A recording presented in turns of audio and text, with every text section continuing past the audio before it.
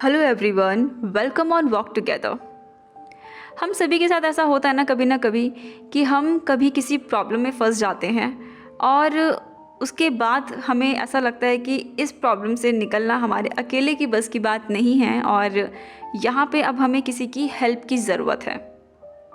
और फिर हम किसी ऐसे इंसान के पास जाते हैं जिस पे हमें भरोसा है और साथ में उसको उस चीज़ में एक्सपीरियंस भी है, यानी कि वो उस चीज़ को ऑलरेडी फेस कर चुके हैं, उस चीज़ के साथ डील कर चुके हैं।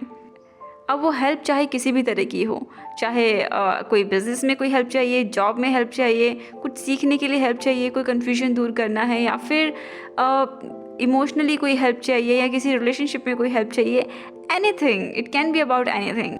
किसी भी तरीके की प्रॉब्लम जो आपसे सॉर्ट आउट नहीं हो रही है, उसके लिए हम किसी और थर्ड पर्सन के पास जाते हैं हेल्प के लिए, जिनको उस चीज़ का थोड़ा बहुत एक्सपीरियंस हो और साथ में हम उनके ऊपर पूरी तरीके से भरोसा करते हो।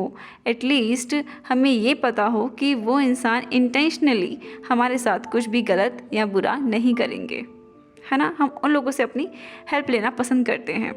पर कई बार क्या होता है कि हम उनके पास हेल्प के लिए जाते तो हैं और वो हमें हेल्प भी करना चाहते हैं, हमें सजेशंस देते हैं, हमें बताते हैं हमें क्या करना चाहिए, लेकिन फिर भी ना हम उनको सुनते नहीं हैं। मतलब हम उनकी बात नहीं मानते हैं। जो भी उन्होंने हमको आइडिया दिया है या जो भी कुछ उन्होंने हमको करने के लिए कहा है उस प्रॉब्लम को ठीक करने के लिए, हम उसको नहीं करते हैं क्योंकि हमें लगता है इट विल नॉट वर्क। और हम उनको मना कर देते हैं या फिर उन्हें डिसअपॉइंट करते हैं क्योंकि वो दिल से हमें सपोर्ट करना चाहते हैं और उस चीज़ में उनको एक्सपीरियंस है, दे नो कि ये चीज़ वर्क करेगी ही करेगी, और फिर भी हम उनको नहीं सुनते हैं। ऐसा नहीं है कि हमें उन पर भरोसा नहीं है, ये भी हम जानते हैं कि वो हमारा कुछ भी गलत नहीं करना चाहते हैं इंटेंशनली। हाँ, बाई चांस किसी वजह से कुछ गलत हो जाए जो कि उनके कंट्रोल में भी नहीं है, तो उसके लिए हम कुछ नहीं कह सकते, लेकिन इंटेंशनली वो कुछ भी हमारा गलत नहीं करना चाहते हैं। ये सब जानते हुए भी हम उनकी सपोर्ट को एक्सेप्ट नहीं करते हैं।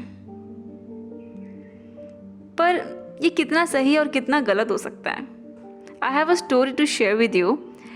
एक आदमी होता है जो कि कहीं पे ट्रैकिंग कर रहा होता है, जिसे हम कहते हैं रॉक क्लाइंबिंग।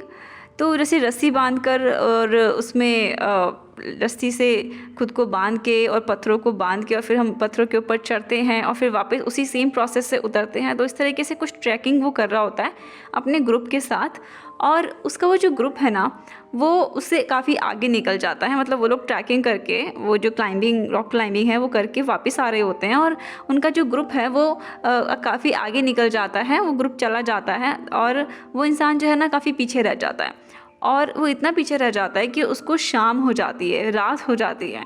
और आपको तो पता ही है कि पहाड़ी एरिया में अगर अंधेरा हो जाता है उसके बाद वहाँ पे रोशनी का कोई और सोर्स ही नहीं होता, तो वहाँ पे एकदम अंधेरा हो जाता है, उसे कुछ भी नज़र नहीं आता और वो रस्सी से धीरे धीरे अंधेरे में ही आए जा रहा है, आए जा रहा है, आए जा रहा है। और लास्ट में वो इतना ज़्यादा थक जाता है, इतना परेशान हो जाता है, उसकी पूरी की पूरी एनर्जी चली जाती है। उसके अंदर बिल्कुल एनर्जी नहीं है कि वो और ज़्यादा वहाँ पे लटका रहे या और ज़्यादा अपनी एनर्जी लगा के नीचे उतर सके, और फिर वो वहीं पे रुक जाता है और वो भगवान से प्रे करता है कि प्लीज़ आप मुझे हेल्प कीजिए और मुझे बताइए मुझे क्या करना है, क्योंकि मुझे कुछ समझ नहीं आ रहा, मुझे कुछ दिखाई नहीं दे रहा और मैं अब कुछ भी नहीं कर पा रहा हूँ, प्लीज़ हेल्प मी। और फिर ना गॉड उसको कहते हैं कि ठीक है, आई विल हेल्प यू, लेकिन उसके लिए ना तुम्हें सुनना होगा जो भी मैं कहूँगा, तुम्हें वो मेरी बात माननी होगी। तो वो कहता है कि ठीक है, बिल्कुल मैं आपकी बात मानूंगा।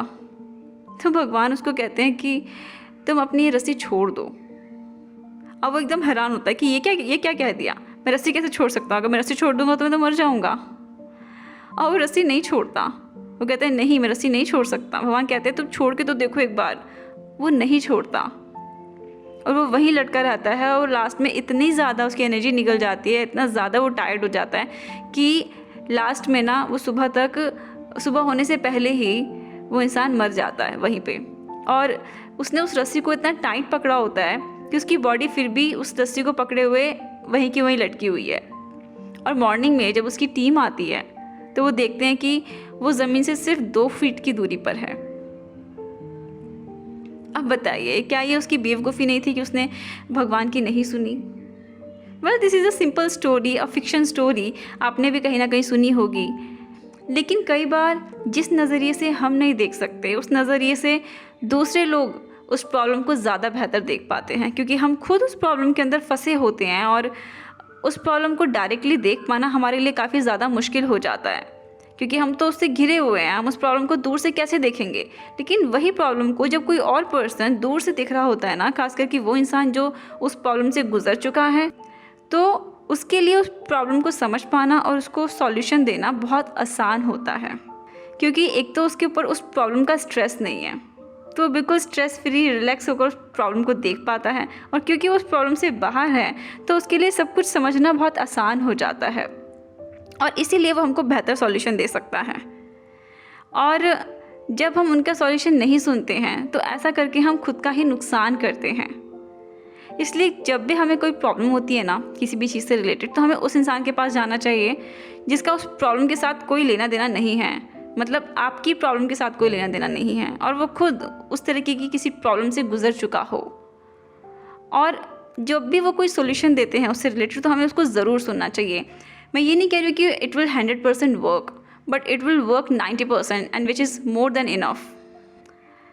तो इसको हमें ज़रूर ट्राई करना चाहिए। जब भी हमें कोई ऐसा इंसान हमें राय देता है, कोई सॉल्यूशन देता है, सजेशन देता है, तो हमें ज़रूर उनको सुनना चाहिए। एक होता है कि हम किसी इंसान के पास गए हैं जब हम कंफ्यूज हैं थोड़े से और हमें थोड़ी सी गाइडेंस की ज़रूरत है, तो वहाँ पे हमारे पास चॉइस होती है कि हम उनकी बात सुने या नहीं सुने। लेकिन एक होता है कि हमारे पास अब कोई चॉइस नहीं बची है, आखिरी मोमेंट पे हम किसी इंसान के पास गए हैं और उसने हमको कोई सॉल्यूशन दिया, तो वहाँ पर तो हमें उनकी बात डेफिनेटली सुननी चाहिए। वो जो भी कह रहे हैं उसे हमें मानकर देखना चाहिए, उसे करके देखना चाहिए, क्योंकि उनका पर्सपेक्टिव एकदम अलग है और इसलिए उनका सॉल्यूशन भी एकदम अलग होता है। कई बार उनका सॉल्यूशन इतना अलग होता है कि वो हमारे समझ में ही नहीं आ रहा होता कि ये क्या बोल रहे हैं, इससे तो कुछ भी नहीं हो सकता। हमें ऐसा लगता है कुछ नहीं होगा, लेकिन एक्चुअली वही प्रॉब्लम का बेस्ट सॉल्यूशन होता है। तो इसलिए कभी कभी ब्लाइंडली ट्रस्ट करना भी बेनिफिशियल हो सकता है, लेकिन ब्लाइंडली ट्रस्ट करने से पहले हमें ये समझ लेना चाहिए हमें किस इंसान पे ब्लाइंडली ट्रस्ट करना है, उसके बाद हमें उन पे ब्लाइंडली ट्रस्ट करना चाहिए।